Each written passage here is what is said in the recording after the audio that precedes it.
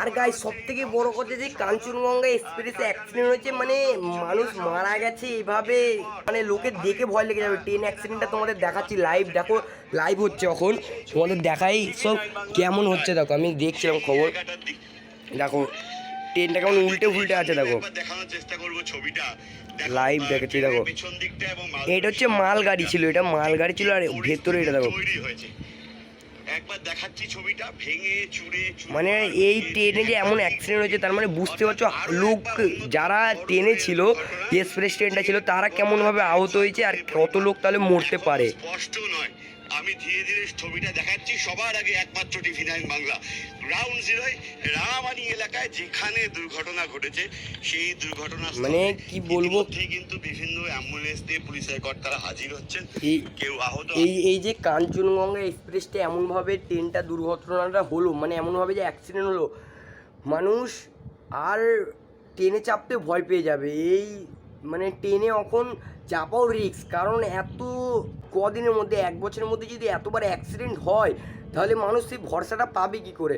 আমি এটাই চাইবো যে সরকার থেকে এটা নিয়ে আরও ভালো করে মানে দেখুক, সরকার আরও এ নিয়ে যতটা পারবে ডেভেলপ করুক সরকার, যতটা পারবে চেষ্টা করুক একে ভালো করার। মানে যত দিন যাচ্ছে রেলওয়ে এত দিনকে দিন খারাপের দিকে যাচ্ছে, এত অ্যাক্সিডেন্ট হচ্ছে, কেন হচ্ছে এগুলো সরকার দেখুক। সরকার শুধু কি ভোট নেওয়ার জন্যে আর ওই গদিতে বসে থাকার জন্যে বা আদার্স টুকটাক দেখার জন্যে, সরকারের সব দায়িত্ব, মানুষ মরছে বাসছে খেতে পাচ্ছে না, সব দেখতে হবে।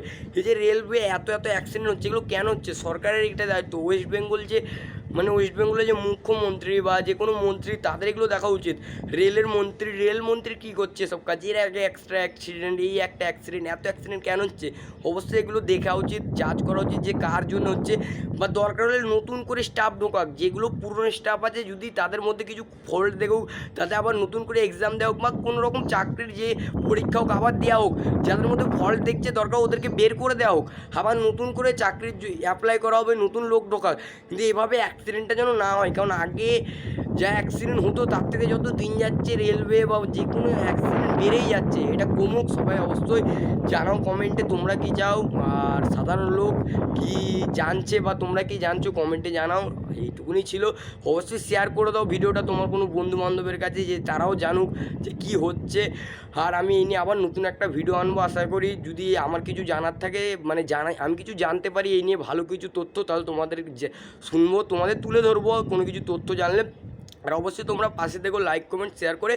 আর আমার এই তোমরা কিছু জানা থাকলে সেগুলো আমাকে জানিও, আমি তাহলে, আর তুমি একজন যদি কিছু ভালো কিছু জানো, আমি আরও 10 জনকে সেটা ছড়িয়ে দেবো, 10 জনের মধ্যে জানাবো এই জিনিসটা হচ্ছে। তো অবশ্যই কমেন্ট করো। আর এইটুকুনি ছিল, টাটা, দেখা হচ্ছে নতুন কোনো ভিডিওতে। আর আমার চ্যানেলটা অবশ্যই সাবস্ক্রাইব করে দেবে, আমার চ্যানেলে এইসব রিলেটিভই ভিডিও আসে বা ভিডিও কন্টেন্ট আসে, আমার চ্যানেলে যাও, ফানি সুরজিৎ। তো এই চ্যানেলে গিয়ে যেসব ভিডিও আছে দেখো, ওয়াচ করো, আশা করি ভালো লাগবে। তো টাটা, দেখা হচ্ছে নেক্সট কোনো পরের ভিডিওতে।